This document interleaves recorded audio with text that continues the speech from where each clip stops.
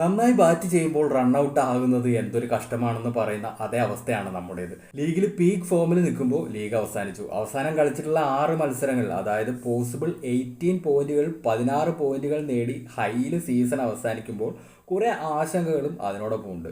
കഴിഞ്ഞ കുറച്ച് ദിവസങ്ങളായിട്ട് നമ്മുടെ ക്ലബ്ബ് ഷട്ട് ഡൗൺ ചെയ്യാൻ പോകുന്നു എന്ന കാര്യമാണ് സോഷ്യൽ മീഡിയയിൽ നമ്മൾ കണ്ടത്.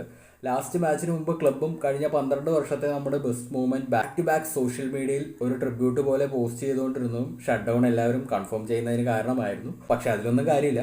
സംഭവം എന്താണെന്ന് വെച്ചാൽ സീസൺ കഴിഞ്ഞതോടെ ക്ലബ്ബ് താൽക്കാലികമായിട്ട് ഓപ്പറേഷൻസ് നിർത്തിവെക്കുന്നുണ്ട്. അത് സാമ്പത്തിക നഷ്ടം അല്ലെങ്കിൽ മറ്റേതെങ്കിലും കാരണം കൊണ്ടല്ല, മറിച്ച് അടുത്ത സീസൺ ISLന്റെ കാര്യത്തിൽ വ്യക്തമായൊരു ക്ലാരിറ്റി ക്ലബിന് ഇല്ലാത്തത് കൊണ്ടാണ്. ഇത് ബ്ലാസ്റ്റേഴ്സ് മാത്രം എടുത്തിട്ടുള്ള തീരുമാനമല്ല, മിക്ക ക്ലബ്ബുകളും ഈ തീരുമാനത്തിലാണ് ഇപ്പോൾ നിൽക്കുന്നത്.